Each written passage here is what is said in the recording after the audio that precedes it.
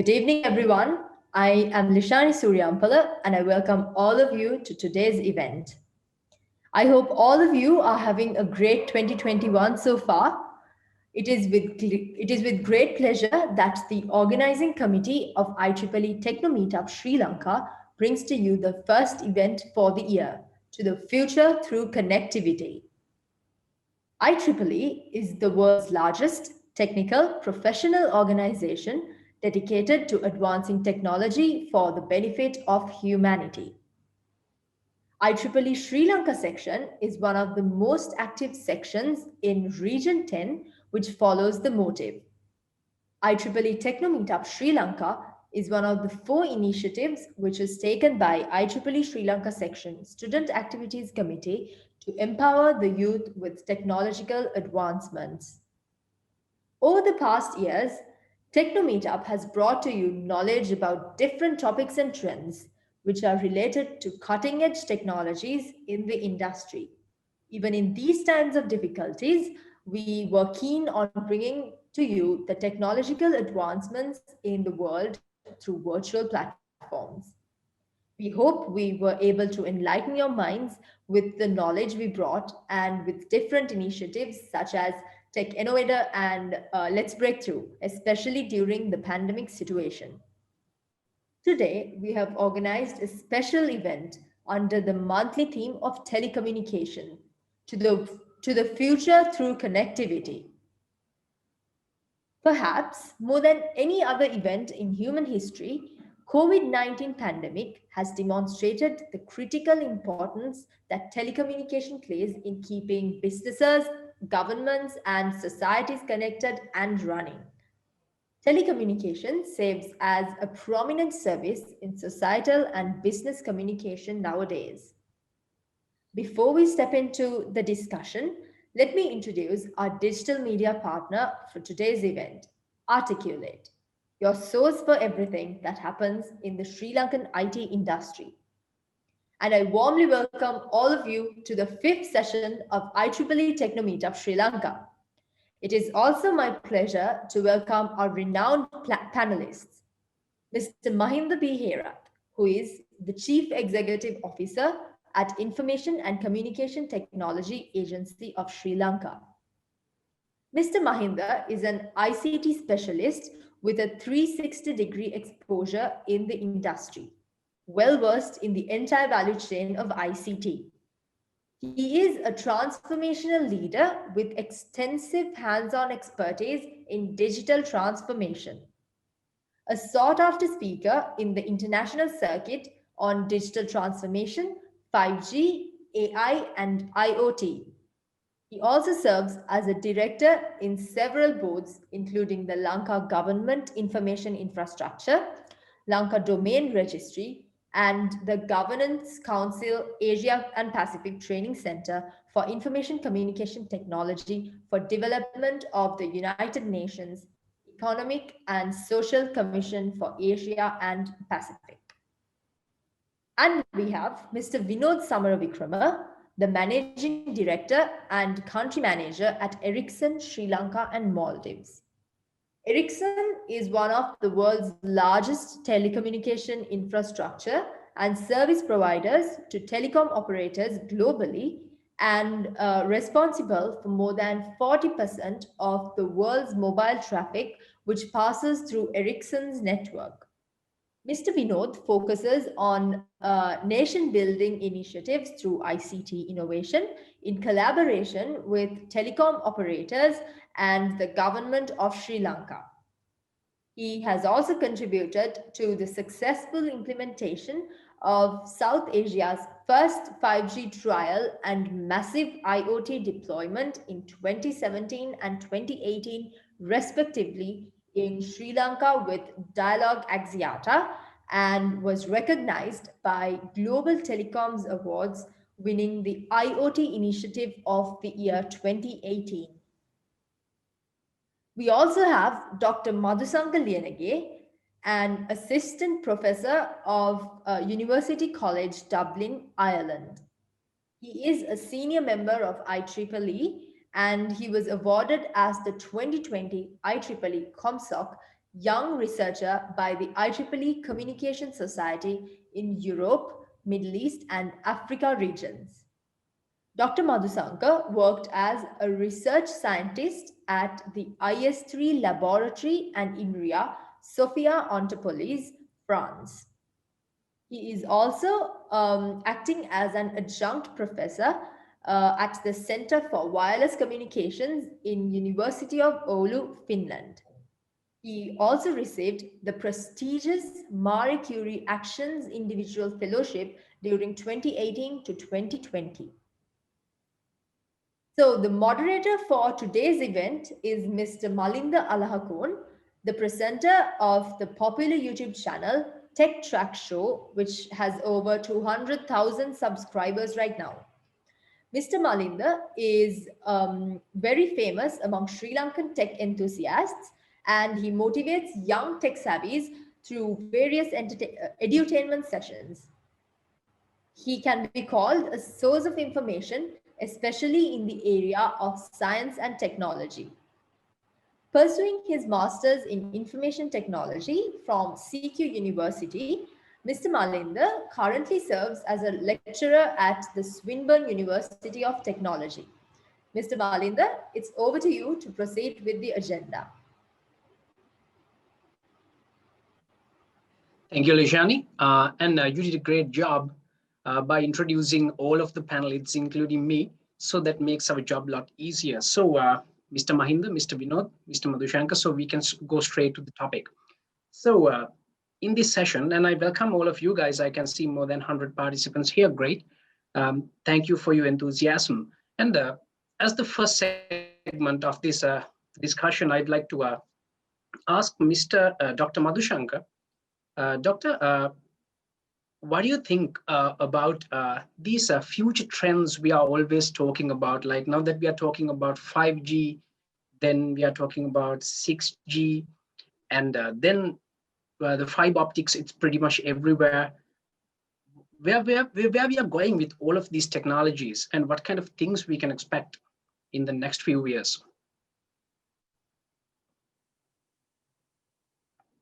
Okay, so thank you for asking me the first question. So, this telecommunication research is always a developing area. I mean, over the last 40 years, the telecommunication network has been evolved in a certain direction. So, in the current days, like actually, it is going to be like the telecommunication going to be the main infrastructure which is going to provide the connectivity for the human society. So I think it was not the case for a few years back, but in the future, it is going to be the main infrastructure which can provide the communication for the human society. So starting with 5G and also the 6G or whatever comes after that. So it is going to be the main infrastructure which can provide the communication.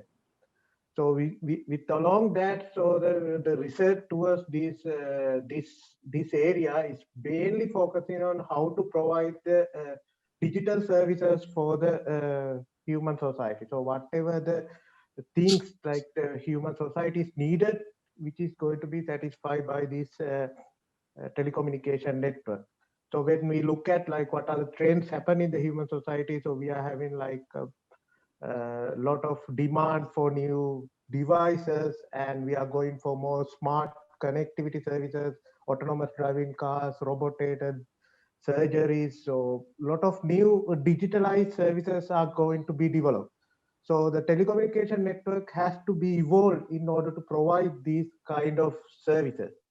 And also like there are some other kind of requirement, like elderly population is growing and the population is increasing in terms of the world. So these requirement also has to be satisfied by the telecommunication network. So mainly the telecommunication network is trying to address these kind of challenges. So if I go to like more specifically, like what kind of new research are focusing on, like with the 5G and the beyond 5G, like we are going towards more and more smarter, intelligent and automated system. So we are trying to integrate the novel technologies like artificial intelligence or the machine learning techniques along with the telecommunication network, so we can develop more smarter and autonomous systems. So that is like one of the main trend happening in this telecommunication domain. So yeah, so I think that's answered what is happening. Yeah, that's right. Thank you. Thanks a lot. And the next question is like the world is developing like this, and I'd like to focus this question, like pass on this question to Mr. Vinod. So I think you are the best person who can answer this question with all the numbers and statistics. So compared to the entire world, what is the situation in Sri Lanka? So now that we have experimental 5G and we are using 4G in some areas, lots of people are using 3G, and we have fiber connections too. So what are the numbers? Where are we? Right. Cool. Everyone can see my screen? Yep.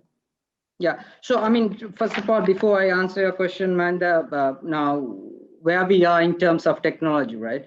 So just to give you a brief outlook.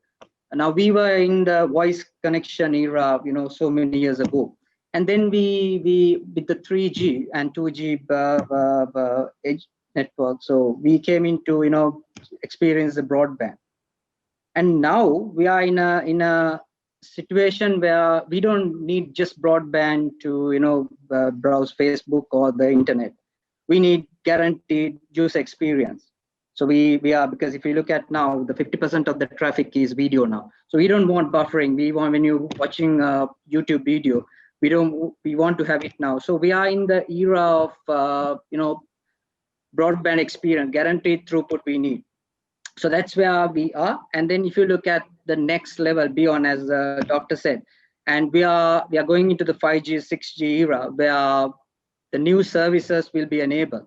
So similar to AR, VR, gaming, the IoT, and then the support to Industry 4.0, and where we need low latency, massive, machine type communication. So that's where we are heading, and we are. If you look at the numbers, just to answer your question, I mean, the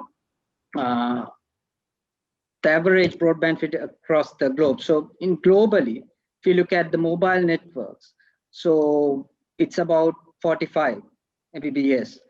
And if you look at Sri Lanka, we are in range of 15, right?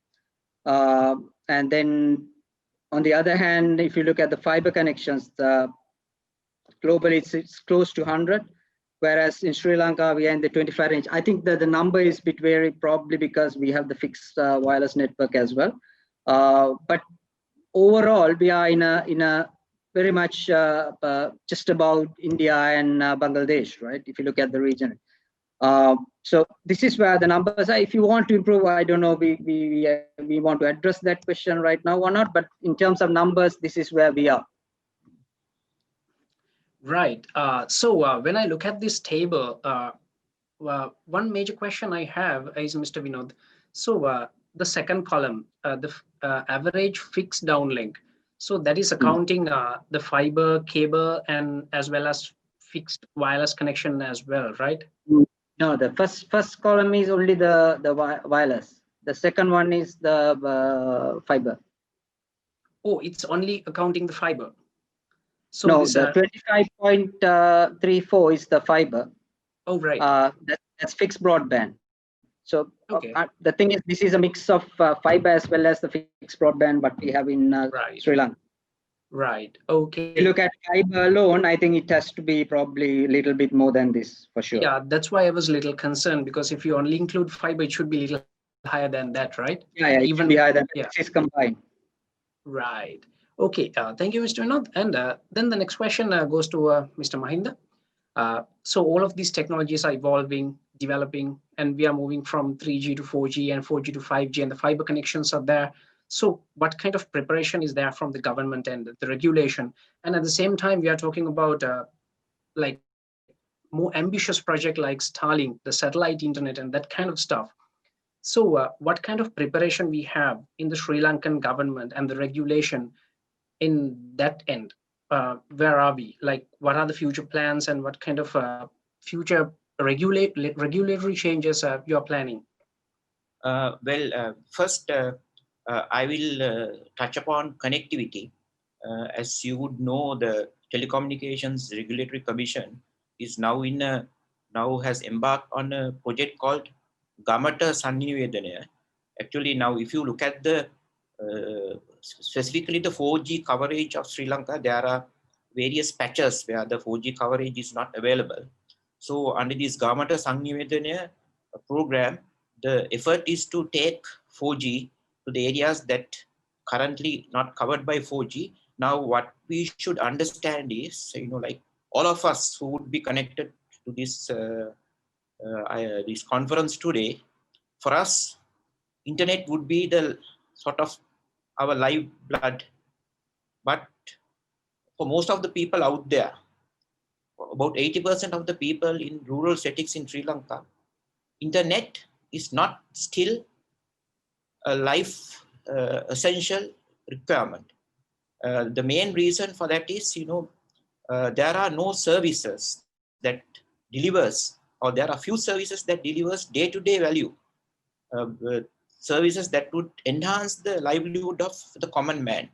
So as far as the government is concerned, under the National Digital Transformation Initiative, Digital Government Initiative, and the Digital Economy Initiative, while on one side we are trying to develop the coverage and take the communications to every part of the country, which is the supply side, we are trying to develop the demand side as well.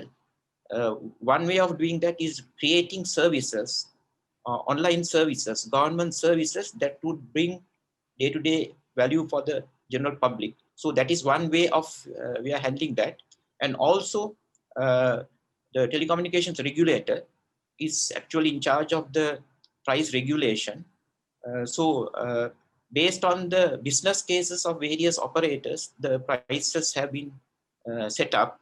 But going forward, there are various plans to revisit the pricing strategies, which is currently under discussion. So these are some of the initiatives. Probably going forward, as the questions arise, we would shed more light onto the activities that are going on. That's right, yes. Thank you. And the next question I have is actually a personal question of mine, and I'm pretty sure that there are lots of people who has the same question. And I'd like to ask this question from Mr. Vinod. Mr. Vinod, I have seen lots of other countries trying out 5G. So they have some 5G active areas, and in USA, they have like two different kind of 5G network coverages, and some of the 5G coverages are limited to small spaces, and some 5G networks are nationwide. In Sri Lanka, a few years ago, we tried like experimental deployment of 5G networks. Yeah. So the question I have is, what is this? Like, we have two different kind of 5G networks, and one can be like expanded across the nation, and one are limited to few pockets. What's going on here? I think just to give you a brief this thing, the 5G is basically, it's about connecting the industries. It's connecting things, the IoT, right? So if you look at 4G compared to 5G, it's not about how much speed you're getting on your smartphone or anything like that. It's basically connecting your industries, the Internet of Things, so that the entire ecosystem. So that's where the 5G coming into play. So the VR gaming and AR machine type communication. So that's where the 5G. But if you address if you look at the 5G in Sri Lanka, I believe we should abolish the thought of having 5G island-wide. So the 5G is a technology where you need to see where a particular business case and the use case, and we need to deploy that. And most of the countries, the 5G is deploying as a complement to fiber, where you can't really access the fiber network. So they in US and all, they deploy fiber as a complement, 5G as a complement to fiber. So that's one use case, right? The other use case, as you correctly said, it's very spot type communication where they identify certain industries, and then they have 5G area where they have 5G so that they can have automation, driverless car, as the doctor said, surgeries, everything. So that's more of a spot type 5G, whereas the other one is, as you correctly said, you can have a 5G network where complement to a fiber. Right. So I want to add something about your please. question. Like we have like two different type of 5G. Actually, it is happened because of the architectural change we happened from like 4G to 5G. Because when we think about the 4G networks or 4G or whatever the pre-5G network, so we develop using the hardware-based architecture. Like if you want to deploy your network, you have to buy expensive hardware and the resources. So that is very expensive, and it's only the limited number of vendors develop that. But when we are moving to the 5G, we are going to a new architecture called softwareized network architecture. Instead of having a hardware-based architecture, we are going to have a software-based architecture where you can deploy these core component as software component. So that will significantly cut down the cost of deploying the 5G network. So instead of buying the dedicated devices, you can use common hardware resources and deploy your core network. So that will open up new players to enter to the market. So we don't need a national-wide operator to operate 5G network. Even a small scale one like a university or the hospital or the factory, they can deploy their own 5G network because the cost of deployment is very low. So that's why instead, it's similar to like Wi-Fi network we have to these days, we can deploy like 5G network dedicated in a certain area. So that's why you can have like a spot kind of 5G network. So we call this concept as a local 5G operator or private 5G operator or private network, or there are like different names, but everything has the same idea. So it will give opportunity for the small players to deploy their 5G network. So for example, like we can see even a whole core network we can now deploy in a Raspberry Pi. So I mean, it can support only the limited number of users, but you can deploy the whole core network in a Raspberry Pi nowadays. So these technological advancements give the more flexibility in the deployment. Right. So that means, like, if we are talking about a space like a university, so instead of having a Wi-Fi network, they can have their own 5G network and ask all the students and lecturers to use it in the future. Of course, not in future. Even in the University of Oulu, we have our own 5G network deployed since 2018. So we have it already in Finland. Okay. Melinda, can I take up? Sure. Actually, like when we talk about 5G, this is some area that is very much interesting to me. There are two types of 5G in a different context. There is 5G based on the standards. Like actually 3GPP release 16 and 17 are the two 5G versions. But there are 5G versions that some operators just those are marketing terms. Now, if you had covered the US press, you could have seen how the operators are fighting against each other, saying that AT&T is not giving a real 5G. There were even court cases. Actually, now the 5G has two versions: the non-standalone and the standalone. The non-standalone uses the 4G core. Now, even for the forthcoming Tokyo Olympics, I believe that they are going to use non-standalone. So there are, 5G is being used, very liberally as a marketing term as well by various operators. So it is not per se technically 5G. That we have to understand that also very clearly when we talk about 5G. Right, Mr. Mahinda, I was about to ask this question from you because in some cases, 5G, they market as 5G, but it's actually a slightly upgraded version of 4G, right? Yeah. So in Sri Lanka, Mr. Mahinda, what is the situation? How many people are using 3G? How many people are using 4G? And what is the market penetration currently? Like, are we like full? Do we have full market penetration in 4G? Or is it still peaking? What is the situation? Now, according to the TRC statistics, the 4G coverage is about around 60 to 70% of the population coverage, but the 3G coverage I believe is about 80%. But the problem would be the quality of the service at various points. Those are the things normally the subscribers complain. So actually these figures stands to be corrected. I'm just telling those figures out of my memory. But now the fact that I told you earlier that there's a program called Gamata Sannivedana, the real thing that wanted that project implemented is that 4G coverage is not available in fair part of the country. So that is the thing that is driving that Gamata Sannivedana. So actually, if you talk in general terms, the 4G coverage is not pervasive, that I could say. Right, because I asked that question when lots of telecommunication companies are promoting their 5G deployment and they're talking about 5G networks. And there was a huge buzz in social media saying that we don't even have 3G, we don't even have 4G, but they're talking about 5G. So that's why I asked that question. So currently, when it comes to coverage, 3G is around 80%, 4G around 60 to 70%. So it's not that bad, right? Actually, now the first let me talk about the 5G trials that are going on now. If you very well know that there are 3 cornerstones of 5G. One is the enhanced mobile broadband. The other one is machine type communications, and the third one is ultra reliable and low latency communications. So most of these 5G trials that have been done have been only in the domain of enhanced mobile broadband. But in order to get the full-fledged benefits of 5G, all these 3 I mentioned, enhanced mobile broadband, massive machine type communications, and ultra reliable and low latency communications, all these aspects should come in.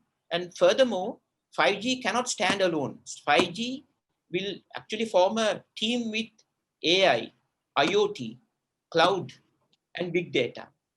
With all that, you can have the intelligent connectivity. So generally, when people say that they have done the 5G trial, they are only talking about the speed, but the other aspects are not really coming to play in most of these trials. I should clarify that fact also, because I too have been involved in some 5G trials before coming to ICTA, as I was part of a telco group. Right. Right. So just to comment on that, I think you are correct. But when it comes to the 5G use cases globally, if you look at it, the first use case is the enhanced broadband. So because for the other two, the machine type communication and the low latency services, you need to have a proper business case. If you don't have a proper business case, it doesn't make sense to deploy 5G. So therefore, as I said, it's basically we need to use 5G initially deployment as a complement to fiber, and to identify specific industries where you need to you need the 5G speed, where you don't have the fiber connectivity, and then you have a private 5G network to do that. But for the next 2 levels, it's all about business cases. You need to have a proper business case to leverage on those other type of opportunities. Right.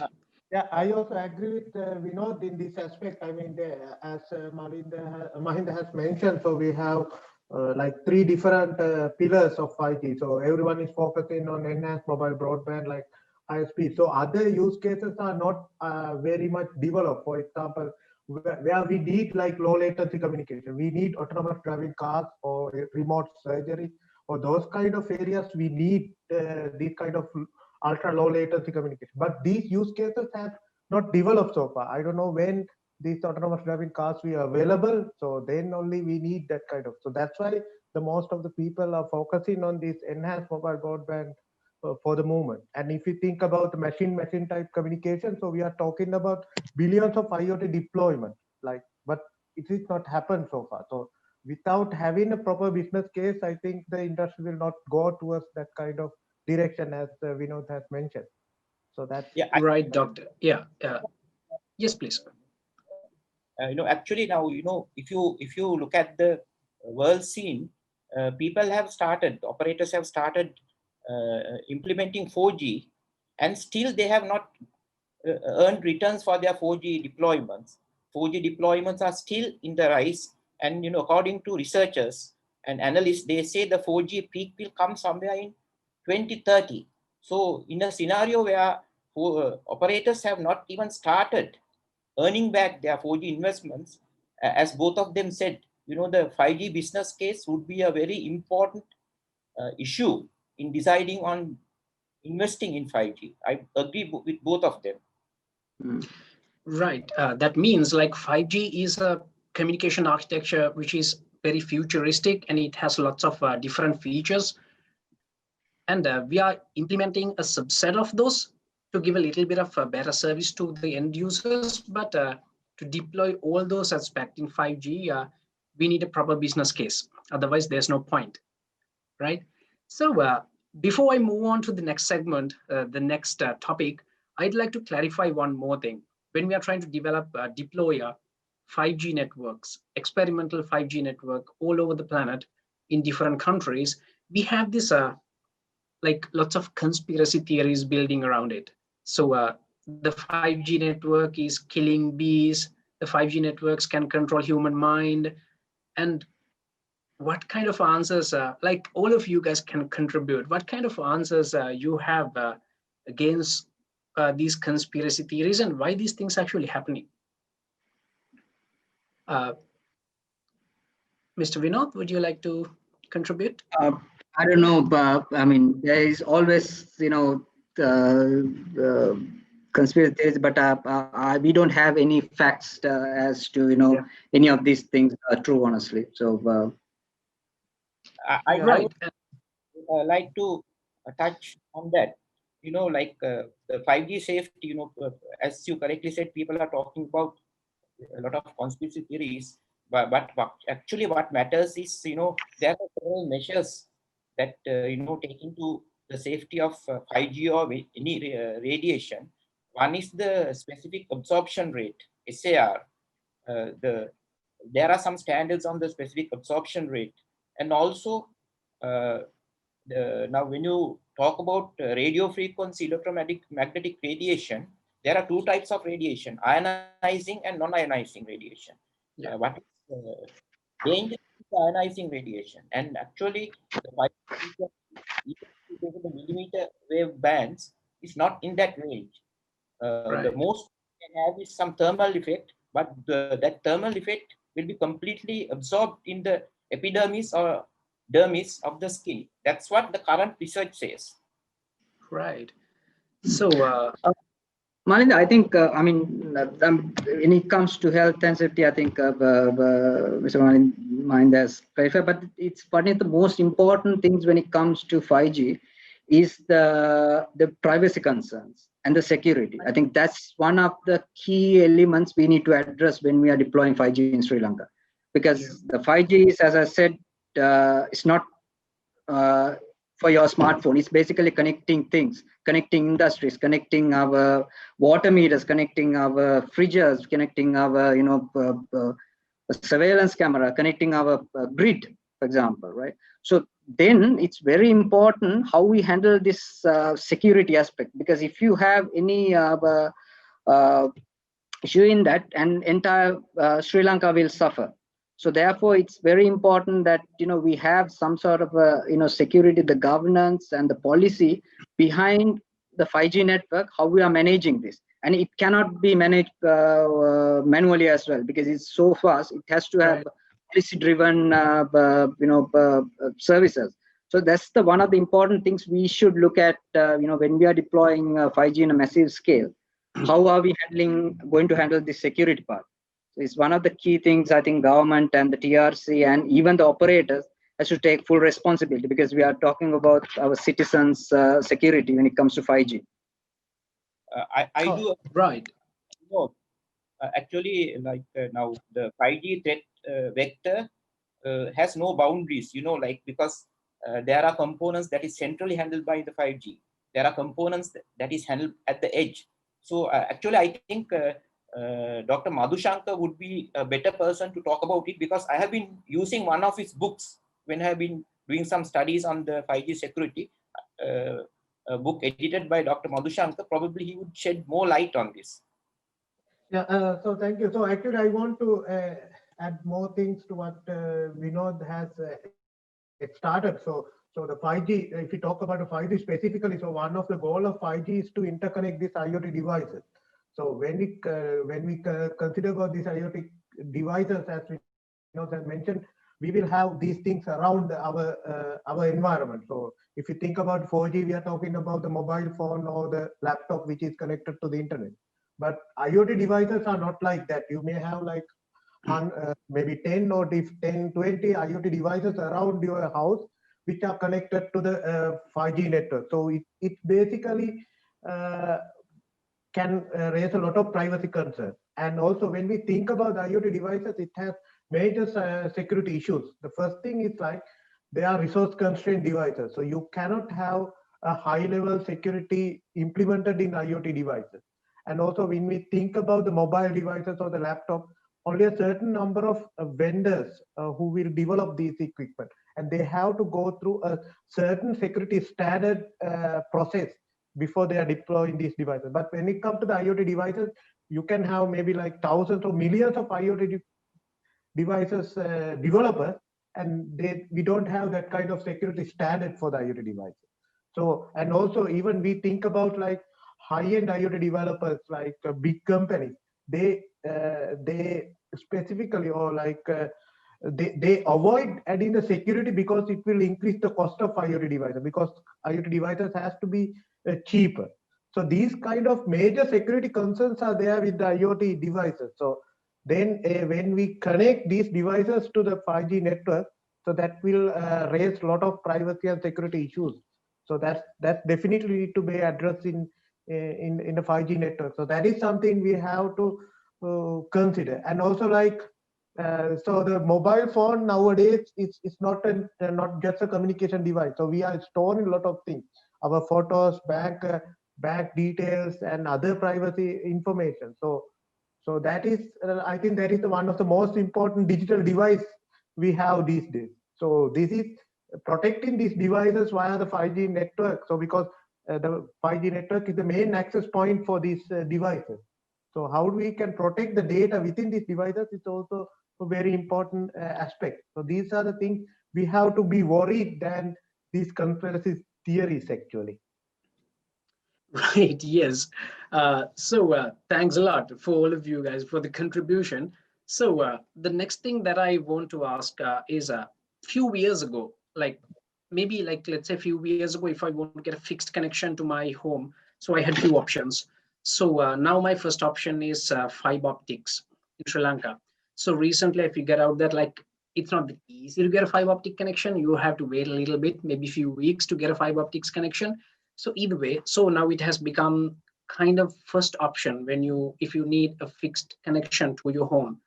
And Mr. Vinod, I'd like to ask you, what is the current situation in fiber optics in Sri Lanka, and the market penetration and enthusiasm in the society?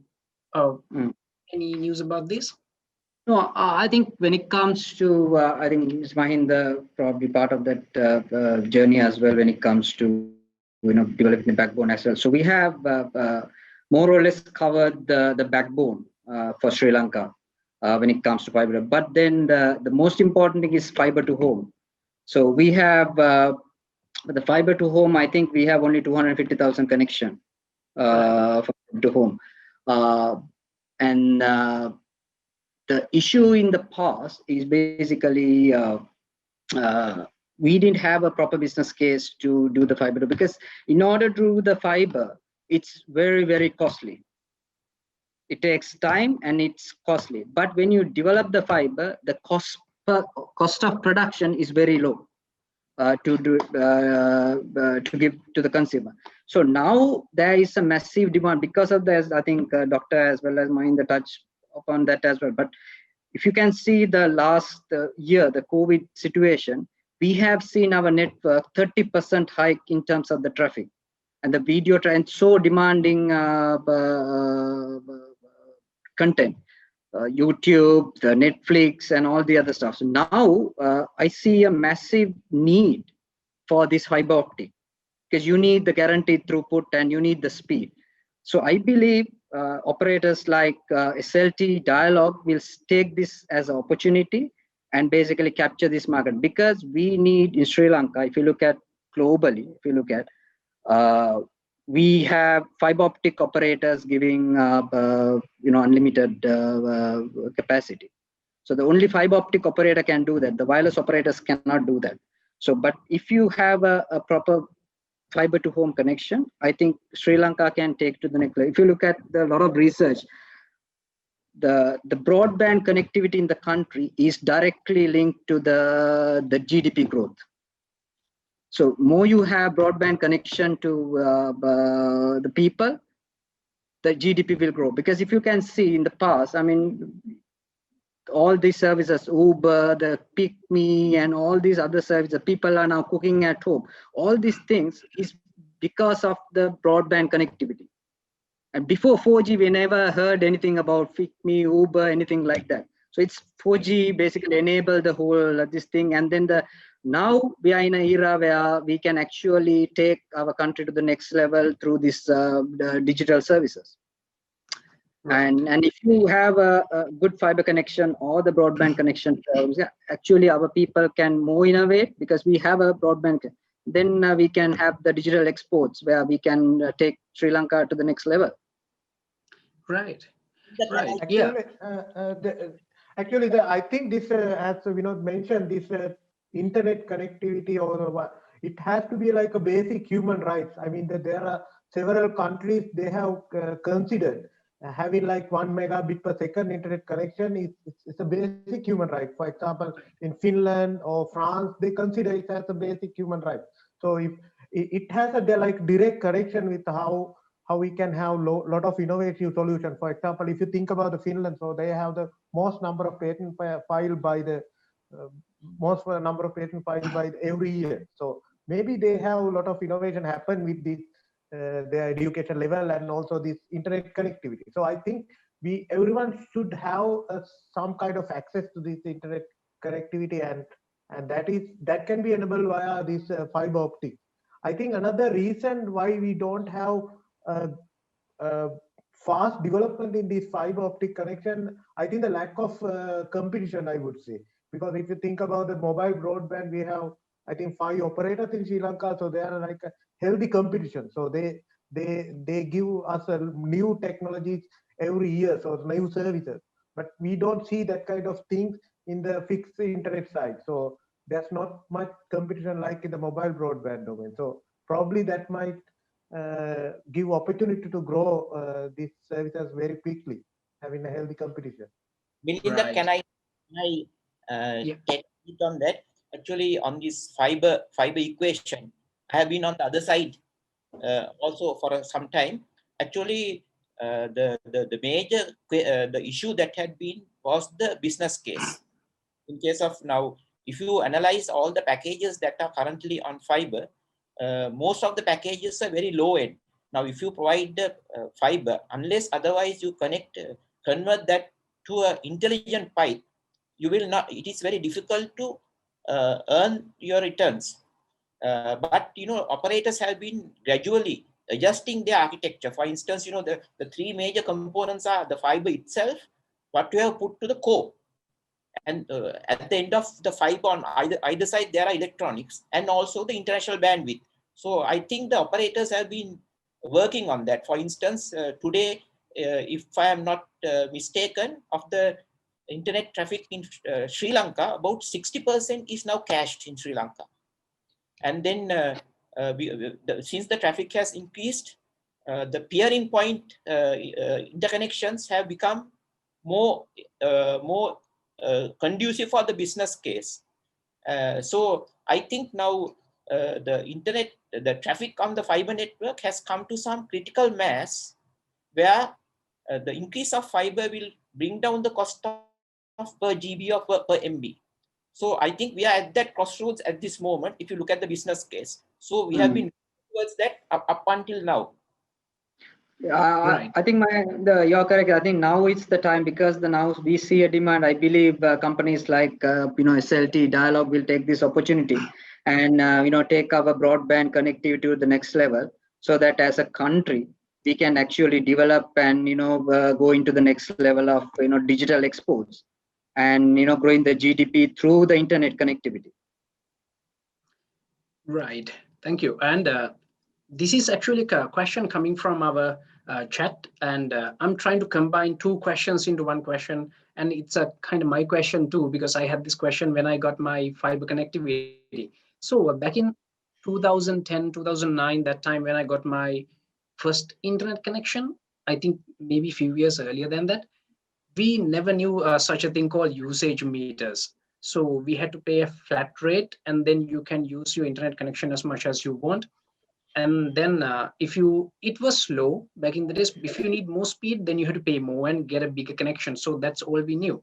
But somewhere around 2013 and 14, all the fixed connection also got a cap, and that problem is still there. And recently I got a fiber connection, so I got to know that even for the fiber connection there's a cap. So I'd like to give this question to Mr. Mahinda. So what can we expect in the future? So from the regulatory end, for this, in the country we still have caps for the fixed home connections as well. So how can we change this, and when can we change this, as you think? Yeah, actually, I partly answered that question in the brief discussion. Now, actually, now the capex of a network is directly linked to the peak traffic of that network. For the peak traffic, only the network is designed. And if you hit more than the peak traffic, of course, even if you don't have that peak traffic elsewhere in the day, if you are going to cater for the peak traffic, that is for which the network is designed, and that is where your capex goes. So as I said, in a fiber network or any broadband network for that matter, we know now when we move from the voice domain to the data domain, in the voice domain, actually the revenues followed the traffic, whereas in the case of data, the traffic and the revenue has decoupled. This is a major problem telcos have been facing worldwide. And then over the years, telcos have found various ways of overcoming that. Now, for instance, on top of that, telcos were seeing OTT services. While the telco provides the connectivity, OTT service comes and takes away all the profit. And then telcos have started deploying their own OTT services, like rich communication suite based services, or then web RTC based services, voice OLT, things like that. And then operators have even partnered with OTT players for combined products. And on top of that, as I said, as you keep on increasing the traffic, basically the fiber network, apart from the fiber, there are electronics at both ends, and there's the core.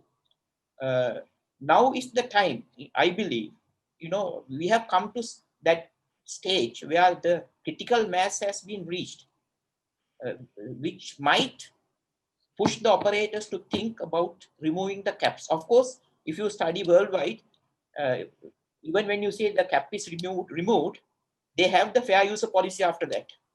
The speed will be reduced, but going forward it will not be reduced to very very low value. Now fiber has a very high speed, so it might come to a even a manageable level after the fair user policy. But the problem is now if you consider the democracy of the pipe that has been developed, it should be for all the people. Now if you remember in Europe last March, when this COVID epidemic came, European Union discussed with Netflix to throttle the traffic by 25% because people, right? So I mean, that is the other side of the equation. But I firmly believe that we are just hitting the critical mass, and very soon the fixed operators would be thinking about removing the cap and introducing a fair use policy beyond that. Correct. I think that's very correct, man. I think we should go into that stage very soon. I personally believe. Because if you look at, if you talk about the cost of production of a data, now if you have 250,000 US already, 250,000 covered already, but if you want to give that 250 users unlimited, the incremental cost per GB is very less. But this only can give by a fiber operator. But if you look at wireless operator, they will never be able to do that. But if you have a fiber optic FTTH, they can actually think of a business case. Of course, it has to make sense for their business and business objective, but they can think of a case where they can give that unlimited coverage with a X amount of additional price. And whereas, as Mahinda said, that you basically apply the fair user policy and doing the speed check on the various packages. Yeah. And actually, as Vinod has mentioned, so this thing already happening in Sri Lanka, I can see, because there are like a lot of unlimited YouTube packages available, unlimited Netflix packages are available. So you pay extra, you can go for like unlimited data packages like this. So I would say, like, if you think about the normal internet traffic, more than 70% of the traffic are video traffic. So if you make a YouTube or Netflix or Facebook, they become unlimited. So it's basically removing the cap for certain extent with the additional costs. So that is already happening in Sri Lanka for certain extent, I would say.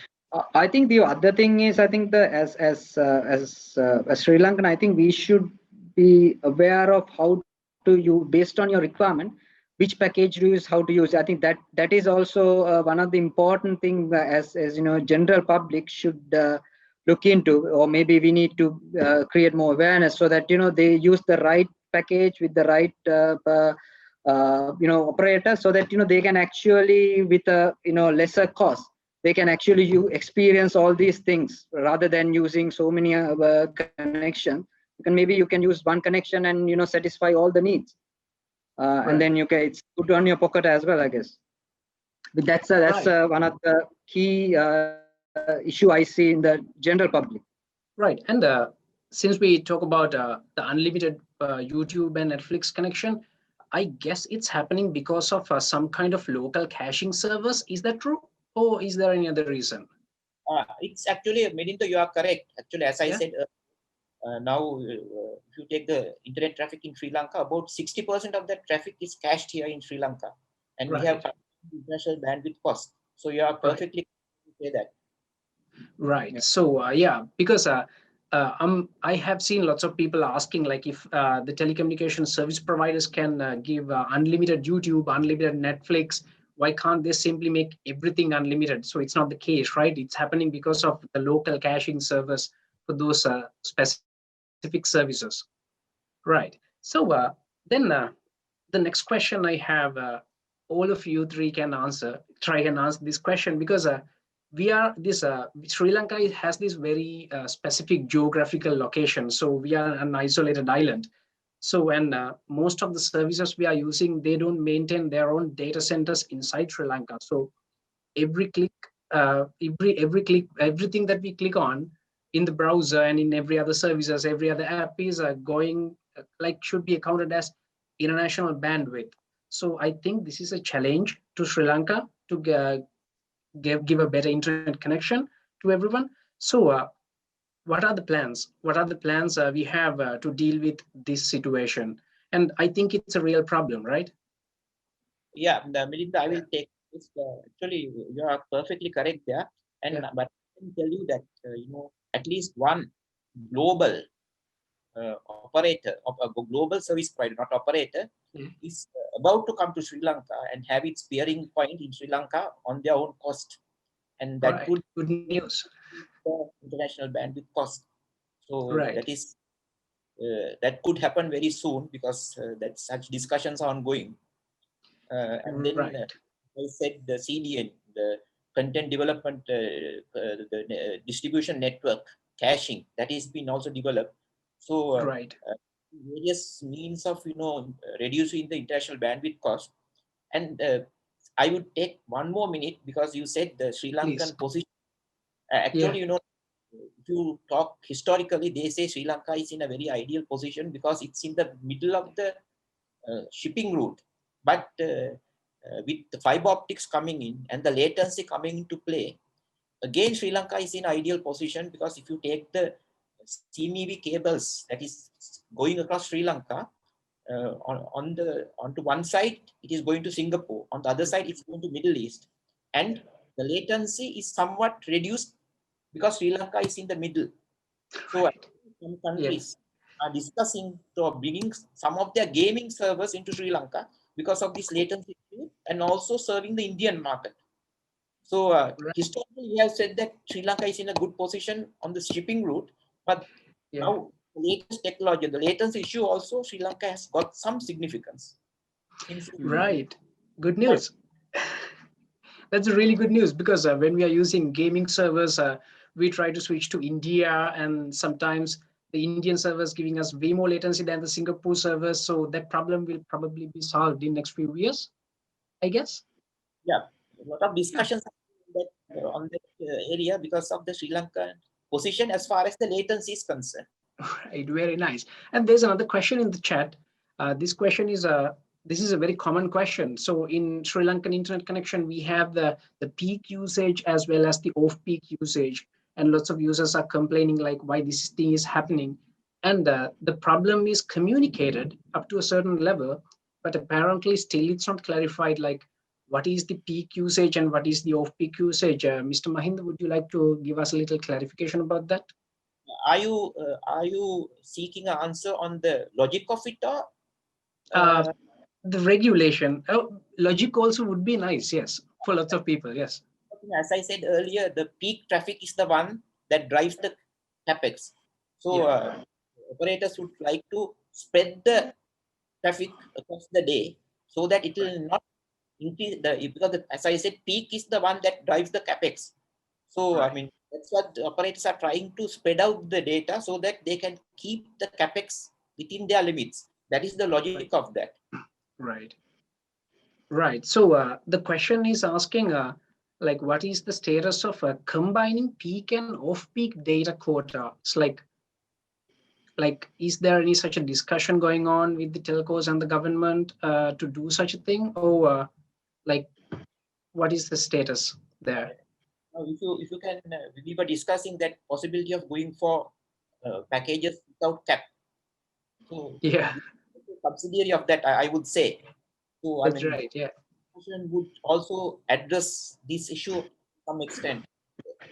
Okay. Yeah, I think, I mean, for a fixed line operator, this fiber, I think it's not a big issue to, do that. But if you look at a mobile operator, as Mahinda said, I mean, they build the network for a peak. So if you, and it drives a lot of capex to increase, from A to B. So you do the capex investment and the peak, and then do your package, design your package based on that. Otherwise, if you just open up and then user experience will suffer for sure for mobile. Right, and there's another little question I'd like to clarify it here. So the Starlink is expanding their constellation. So they are already on beta.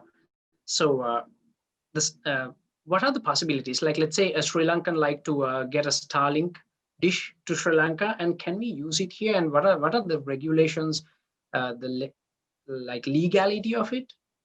Any of you may answer. The satellite internet connection in Sri Lanka, like Starlink. Yeah, of course, like now, if Starlink is going to be operational in Sri Lanka, of course, I think they will, if they need any regulatory approvals, they would be getting it from the Telecommunications Regulatory Commission. Without that, they will not be able to operate in Sri Lanka, I suppose. So Right. The issue of legality would be covered under that, I suppose. Right. So the next question I'd like to ask from all of you. So we are developing this telecommunication infrastructure. So end of the day, we are enabling lots of things that we couldn't do a few years ago.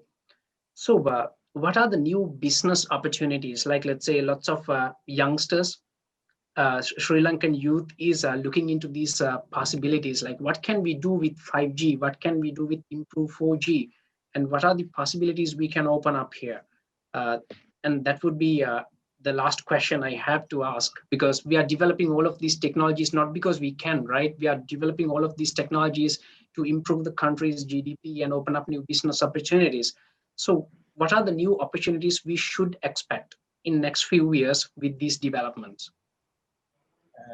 Can I start on that and let the others talk about that? Please. I said, developing the network and investing the network actually is the supply side. Now, Yeah. as ICT is the transformation of as much as we manage the supply side, we have to manage the demand side.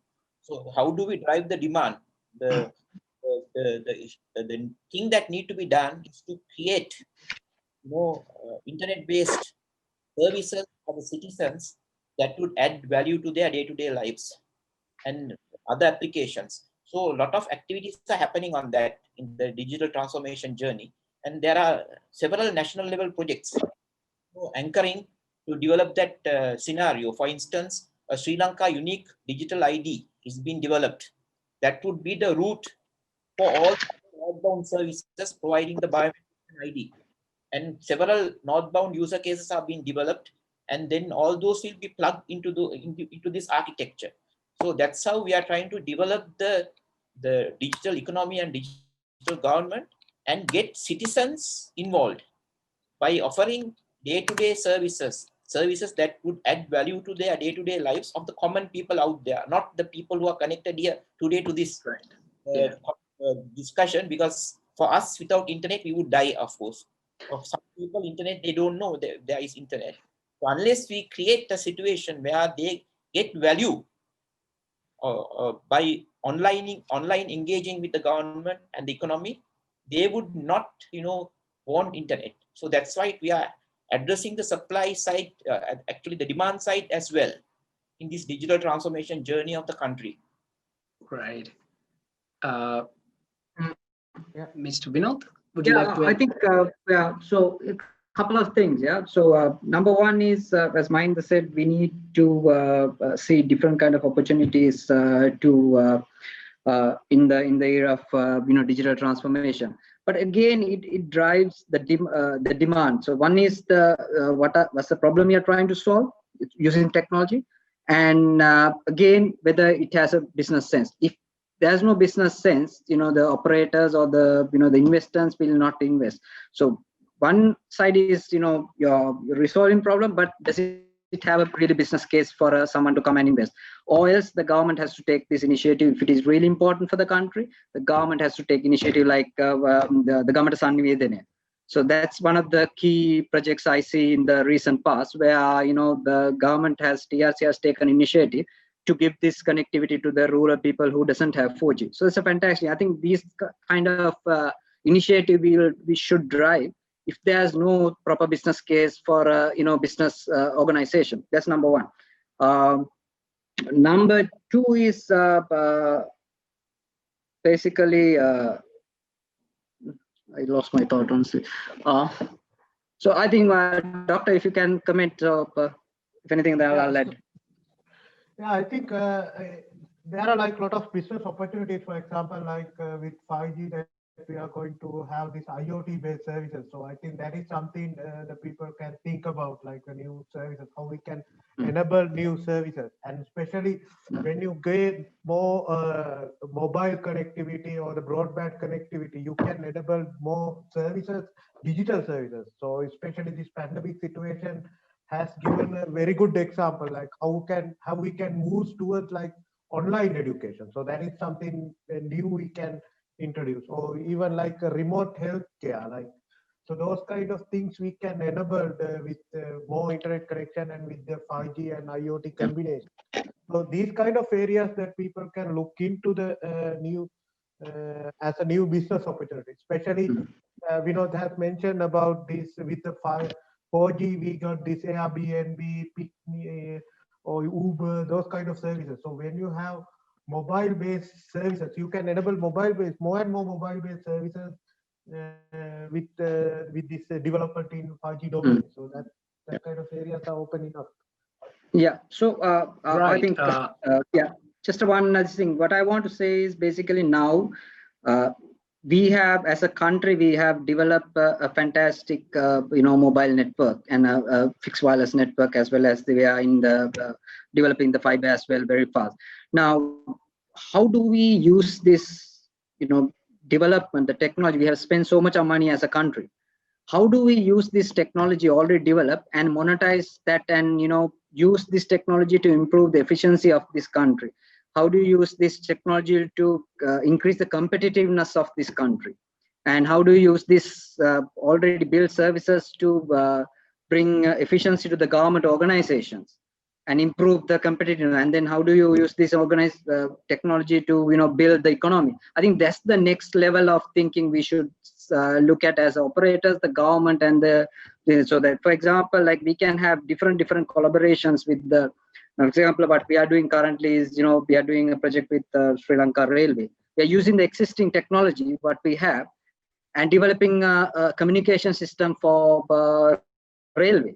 So we don't really double invest on as a country. We don't really, again and again, we are using that same technology and the investment to leverage this kind of service. Similar to that, we can more and more services we can find in 4G as well as when it comes to 5G. I think that's the thinking we should have it, and as a citizen, we should look into different opportunities to leverage this technology to take our country to the next level.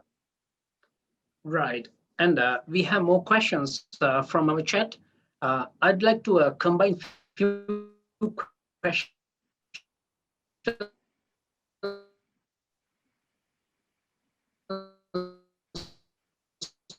One, and then ask you research and development related to telecom. What kind of careers we can build? Like what kind of job opportunities are there in a telecommunication industry in Sri Lanka? Shall we try to answer those things too? Mr. Vinod, would you like to talk a little bit about research and development going on here and the job opportunities in telecommunication industry? Yeah, so I mean, at this point of time, I think it's more or less now we are moving into the AI and ML stage. I think Dr. Initially touched based on that as well. So now the skill set what we need here is more or less more analytical and AI and ML based. So because if you are looking at the network, the 5G networks in the future, there will not be any human interventions. We will not have very limited manual work. So how do we build a skill set with the AI and ML capable skill set, so that in the future, so because we need that kind of skill workforce for us to take this manage this network in the AI and ML era. So I think one of the key skills we are looking is basically the AL and ML, and on the other side is the business side. So how do we, again, as I said, how do we bring innovation to this whole new era of digital transformation and the Industry 4.0. Industry 4.0 will open up so much of opportunities. But if you are creative and if you are analytical only, you can find these kind of opportunities. I think those are the skill set probably we as a company looking for from new graduates or new recruits. Right, and about research and development, actually, when we think about the research and development, there are like two different angles actually they're working on. So some research are mainly focusing on very futuristic research, like some countries already start working on 6G research, like Finland, Korea, and Japan. They want to be the pioneers on this 6G research, and they are focusing on something very futuristic. But most of the research, other research, mainly focusing on like how to utilize 5G in a better way in the different use cases, as Vinod had mentioned. So we have different use cases like smart grid, Industry 4.0, autonomous driving cars, and remote healthcare. So there are different use cases which will propose to be enabled by 5G, but it is not yet available yet. So the most of the research focusing on like how we can realize these use cases using 5G. So there are a lot of opportunities for these kind of things, and the new, especially countries like Sri Lanka, can focus on this area, like how we can deploy the 5G and how we can integrate 5G into these different verticals. Like so, this can be a very good area to work on. Yeah, the other thing is the system integrator skill set. Yeah, because in the future it's all about connecting a lot of devices, connecting a lot of systems to bring a one product or one solution. So if you have a skill set of integrating all these things and a data analytics and data science, so that could be the fantastic combination for a potential future candidate, I guess. Right. Thank you. And I'd like to ask you another question from our chat. So I guess Mr. Mahinda can answer this question. There are lots of complaints that telecommunication service providers are enabling value-added services without the consent of the customer. There are complaints like that. We are seeing lots of stories from social media. Like, is it really happening? Like, what kind of the legislation and the regulations are arranged from the government side to prevent such a thing? Or what is the situation there? Actually, Melinda, I am not very much aware of such a situation, but if that is the case, the Telecommunications Regulatory Commission is the place you should take these complaints to, because they have a very elaborate where when customers they will look into that and then even bring the operators and try to resolve that, even in individual cases or even cases that cut across the customer base. So I think the Telecommunications Regulatory Commission is the place to take those complaints and seek redress. Right. So if there is such a problem to any individual or to a group, so only thing, like the first thing that they should do is go and lodge a complaint in TRC, right? Yes. Then they'll look into it. Yes, they have a right. So right. Then we have some questions about online education as well, because the online education, the entire online education is depending on the quality of internet connections we have and the affordability of the internet connection we have, because I'm also going through the same problem when I'm teaching with, when I'm conducting classes. So what are the things we can do, like in the short term as well as in the long term? Like in the short term, what are the things that we can do, and what are the things that we have already done to solve these problems of online education? In the short term, I will first explain, like now during this COVID pandemic, ICT as the ICT agency of the Sri Lanka developed a video conferencing system called meet.gov.lk, which was released to all the government departments, and then this was used for education also. And I would like to say that all the telcos supported this initiative, and they whitelisted the traffic to the platform during the pandemic situation. And it's on experimental basis for online education. Apart from that, there is a online education master plan developed by the Ministry of Education right now, where ICTA is advising them, and ICTA is planning to help them in that development. So this is the short term as well as the long term activities that are going on at the moment. Right. Yeah. So I'd like to ask all the people who are here to drop all your questions in the chat box so we can ask those questions from our panelists. So what are the other things we can expect to improve the quality of internet services in Sri Lanka in the next few years, other than all the things we discuss here in the conversation? Because there are lots of complaints, because I have seen in Facebook there are lots of groups saying that this specific telecommunication service provider is not providing a good service, and there are lots of things around that. So what are the things, what are the steps we have taken to solve this quality of service problems? That also I will just give an answer. Actually, even for the quality of service issues, the mandate is with the Telecommunications Regulatory Commission. That is on one side, but actually there are several players providing ISPs. Actually, as Vinod mentioned before, the competition is the actual thing that is going to resolve this in the long term. I have seen that some of the major issues have been solved through competition, and people have even changed their packages to suit the customer needs because of the competition. So these are the two aspects of this problem. One on the legal side, going by the mandate of the TRC, Regulatory Commission, as well as the competition, enabling competition, which I think now there are several internet service providers, main telcos, as well as ISPs per se are in the market.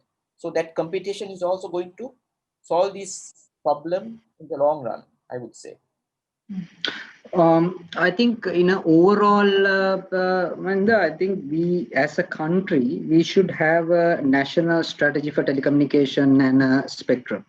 Why I say that? It's very important now in the future, demand is we believe that within the next couple of years, our traffic will go 10 times. Right. Current traffic, so 10 times or more. Now, if you look at that kind of a traffic growth, we need to have a proper strategy as a national strategy and a frequency strategy to manage that. If you talk about the frequency, it's not like economic one-to-one. Basically, it's opposite actually. So in order for you to give a proper good experience in terms of the broadband, you need to have enough spectrum for operator. So if you don't have that, and then basically the user will suffer.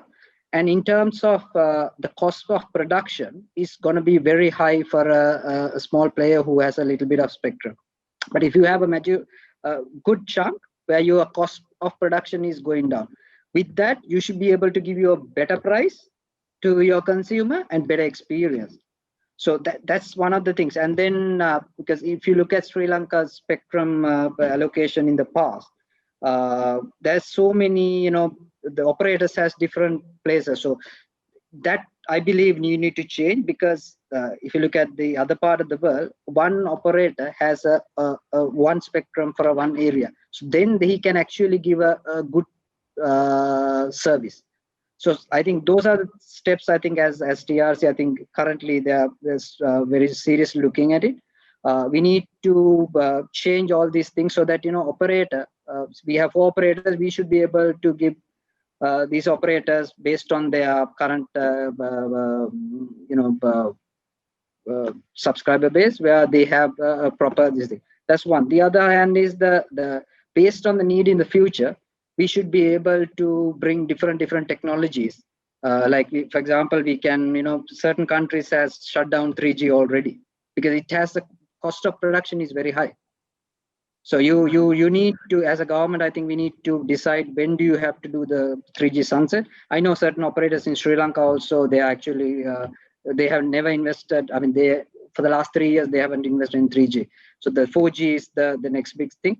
So we need to see a spectrum strategy and a technology strategy for the country, not as looking at the individual operator, so that we have a better management of this technology and the spectrum. That will drive innovation in the country and competitiveness globally.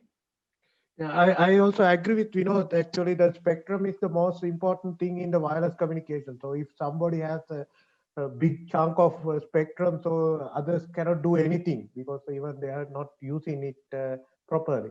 So I think we have to go for this kind of dynamic spectrum management scenarios, like instead of having like a static spectrum allocation for the certain people, so we can have like a local area based or the time based spectrum allocation. So those kind of things actually is possible to do.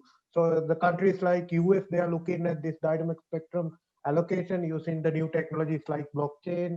So those things can be combined to have this dynamic spectrum allocation. So these kind of things, by using that, we can optimize the resources we can be used in the wireless network. So that will definitely increase the quality of service at the end. And then when it comes to 5G, I think what as a country, what we can look at is basically 5G network sharing, because as Malinda said, in order for you to deploy a 5G network, it's a massive cost for the country, because we don't manufacture, right? The whole entire money we need to buy it from outside. So that will have a massive impact on our economy. In future, I think probably we need to look at how do you share a 5G network within the operator. The technology is there. So it's just that we need to take a national policy. Okay, we will build a 5G network and which we will share.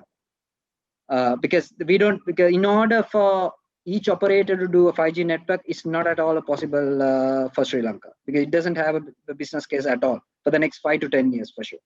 But if you look at a combined joint approach for 5G, I mean, that would be the way to go, so that, Sri Lankan can enjoy 5G and, enhance broadband and do all the machine type communication.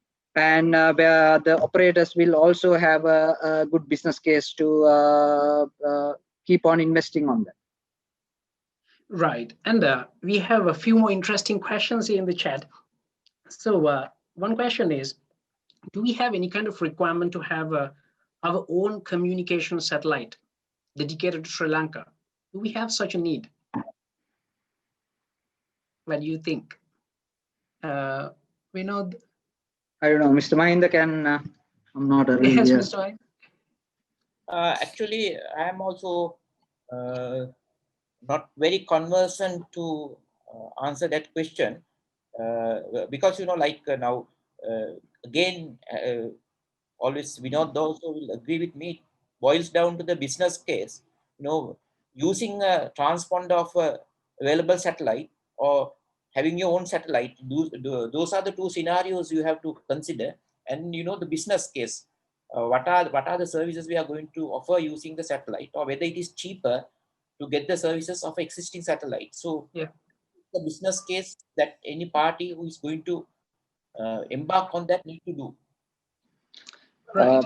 I mean, for a country like Sri Lanka, if you are looking at case of giving internet, for me it doesn't make sense, because we are a small country. We can cover Sri Lanka with fiber and 4G and 5G without any problem.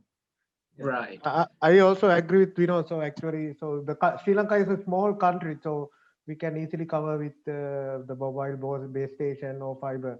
So satellite is good for like areas like Australia, where you have a lot of deserts or something we cannot cover. So unless you have some other military need or something like that, it doesn't make sense to provide communication needs. No, for basic. Right. And there's another interesting question. Lots of ISPs in Sri Lanka providing free packages, unlimited packages for Zoom, YouTube, and Facebook, and that kind of specific services. How is this affecting? So this question is saying that that will probably affect the user behaviors, and it's not very good for the net neutrality. So what do you think about this situation? Like, is it good, or is it less of a concern? I explained earlier the impact of OTT existing telcos. So one of the strategies telcos are using, or the internet service providers are using, is to partner with the OTT players, and this is traffic. Now, if you know,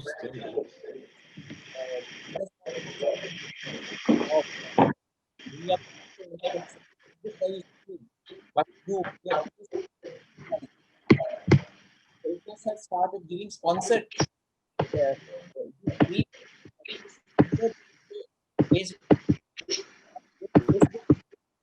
revenue telco and the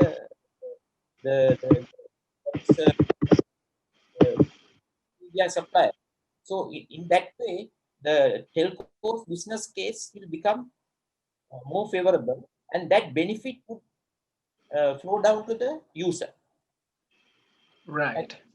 even providing unlimited and stuff like that be accommodated in that business case. If the business case is bad, of course, like you will be confined to the particular services you are having today. Right. Vinod and Dr. Madhusanka, like anything Yeah, to I think discussion? Net neutrality. It's a yeah, it's a good thing to have. I mean, I think we shouldn't complain about that because I think we all enjoying unlimited Facebook or unlimited YouTube or Netflix. So I think again, it's as my Mahinda said. I mean, it's all about operators' business case. Maybe they have excess capacity so that they can offer these kind of services, or maybe they have a strategy in terms of keep the subscriber into their network. So it's all depends on what the operator strategy is. But I think as consumers, I think this is good because it's because of the competition only this we can enjoy all these things. I think it's benefit for the consumer. That's why I said, I mean, as long as we have the really good experience, I think I don't mind enjoying that kind of services, honestly. yeah. So right. Yes, we are reaching the last few minutes of our discussion. So as the final note, I'd like to ask all our panelists to talk about like how can we use these technologies to open up new possibilities? Any specific message to the Sri Lankan youth, like how to use these technologies right and develop their businesses, implement their ideas? As a conclusion to this discussion. I think again, as I said, I mean, we have built the technology with so many operators in Sri Lanka, and we have invested so much money, and we have the technology here. I think if you look at across many countries, we have the best technologies in Sri Lanka. So it's a matter of I think if our children can really innovate using that and innovate new solution, and so that we can really export digital exports promote. I think that's the way to go. I think as a country, I think we should more than innovate, and so that we can do the digital export as soon as possible. Right, Mr. Mahinda, would you like to I would add a also, note as a conclusion? as I explained, ICT is involved in the national digital transformation. There are elaborate plans, and innovation is the key component in that plan. Like there are plans, ongoing activities as well as plans of supporting startups, innovation, and there are innovation parks. Innovation and technology parks are it's been mapped right now in association with universities. So actually, there will be a lot of scope for digitalization, digital transformation, and yeah, innovation significant place, and also this for the young people who can innovate, who can get involved in ICTs, to get involved and go to the next level. Part and parcel of the life is included by design. Right, Dr. Madhusanka. Yeah, so I also agree with both parties. So I think the communication with the digital innovation, we can enable via communication. So the communication is not a field which is not going to die. So it is a booming area still, and there are a lot of things happening with the 5G development, and we are with the 5G and 6G thing. So I think that as a country, we have to look into these innovations, like what kind of new things happening with this communication sector, and we have to be pioneers on these areas. Like especially, we have to be innovative and first country to develop something. I mean, not to follow up the other people. So that's something we have to do, because if you following up the footstep of another country, so we are already behind it. So I think we have to think about what is happening in future. So come up with some innovative ideas, which is to be the pioneers in this domain. The horizon is wide, so but always we can grab something new. Right. Thank you.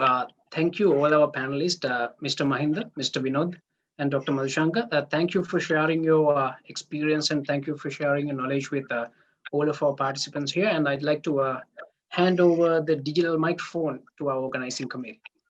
Thank you very much, Mr. Malinda. That was a very informative and a very interesting session. And I'm sure we all got to broaden our knowledge about telecommunication and so many aspects that we didn't know about telecommunication. So yeah, thank you very much, Mr. Malinda. You were very much able to retain the energy in the house, and you made the session more meaningful and interactive as well. So it was really great to have you as a moderator.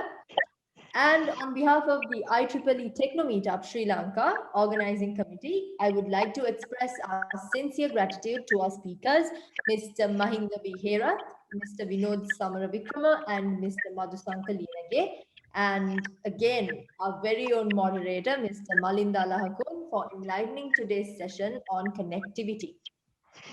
Moreover, we would like to thank our digital media partner, Arteculate, for your support in organizing this virtual event. Now, the organizing committee requests all of you to kindly turn on your cameras for a group photograph. All right. Yeah, let's all turn on our cameras, and on the count of 3, we can smile so that Ishara, one of our organizing committee members, will click the photo. I hope everyone is ready. Okay. Yeah, 3, 2, 1, and smile. Okay. Thank you, Tisha. Yeah. All right. Thank you. Thank you, everyone. And we would like to mention and thank everyone for your guidance and support in making this virtual event a successful reality.